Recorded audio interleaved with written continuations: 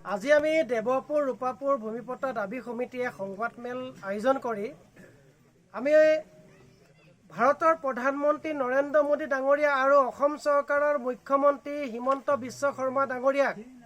আমি দাবী জনাব বিচাৰিছোঁ। ঐতিহাসিক শিৱসাগৰ জিলাৰ আমগুৰি সমষ্টিৰ ৰূপৈমুখ কুমাৰগাঁও আৰু দেওঘৰীয়াৰ যিসকল পৰিয়াল ব্ৰহ্মপুত্ৰৰ গৰাখহনীয়াত বান বিধ্বস্ত আৰু ভূমিহীন হৈছিল, সেই পৰিয়ালসমূহক 1970 চনতে বৰ্তমানৰ থাৰা সমষ্টিৰ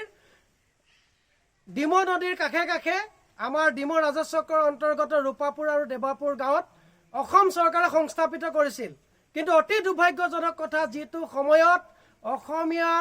আমাৰ ৰাইজক বা যিসকল খিলঞ্জীয়া লোকক চৰকাৰে ভূমিপট্টা দিবৰ কাৰণে উঠি পৰি লাগিছে বা বিভিন্ন ধৰণৰ আঁচনি তেওঁলোকে প্ৰস্তুত কৰিছে, মিছন বসুন্ধৰা আৰু যোৱা সৰ্বানন্দ সোণোৱাল ডাঙৰীয়াৰ নেতৃত্বত অসম চৰকাৰ চলি থকাৰ সময়ত ভাৰতৰ প্ৰধানমন্ত্ৰী নৰেন্দ্ৰ মোদী ডাঙৰীয়াই ঘোষণা কৰিছিল যে অসমত একেদিনাই 1 লাখ ভূমিহীন কৃষকক ভূমিপট্টা প্ৰদান কৰিব। কিন্তু অতি দুৰ্ভাগ্যজনক বিষয়, কেৱল মাত্ৰ আমি নিৰ্বাচনীৰ প্ৰতিশ্ৰুতিৰ আহিলা স্বৰূপ হৈ আজি তাৰিখত কিন্তু আমি ভূমিপট্টাৰ পৰা বঞ্চিত হৈ আছো। সেয়েহে আমি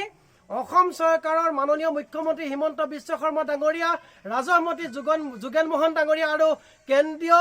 মন্ত্ৰীসকলৰ লগতে আমাৰ সাংসদসকলৰ লগতে আমি কেন্দ্ৰীয় চৰকাৰৰ আমাৰ প্ৰধানমন্ত্ৰী মাননীয় নৰেন্দ্ৰ মোদী ডাঙৰীয়াক আমি আহ্বান জনাইছোঁ, যদি প্ৰকৃতাৰ্থত আপোনালোকে খিলঞ্জীয়াৰ চৰকাৰ হিচাপে খিলঞ্জীয়াক সুৰক্ষিত কৰি ৰাখিব খুজিছে, খিলঞ্জীয়াৰ জীৱন আৰু ভূমিৰ যদি আপোনালোকে সংৰক্ষিত কৰি ৰাখিব খুজিছে, তেন্তে আপোনালোকে কথাৰে নহয় কৰ্মৰে পৰিচয় দিয়ক। আৰু এই যিসকল 53 বছৰে ভূমিপট্টাৰ হীনতাত ভুগি থকা এই পৰিয়ালসমূহক কিন্তু অনতিপলমে মাটিৰ পট্টা প্ৰদান কৰি আমাৰ এই দীৰ্ঘদিনীয়া সমস্যাটো সমাধান কৰিব লাগে।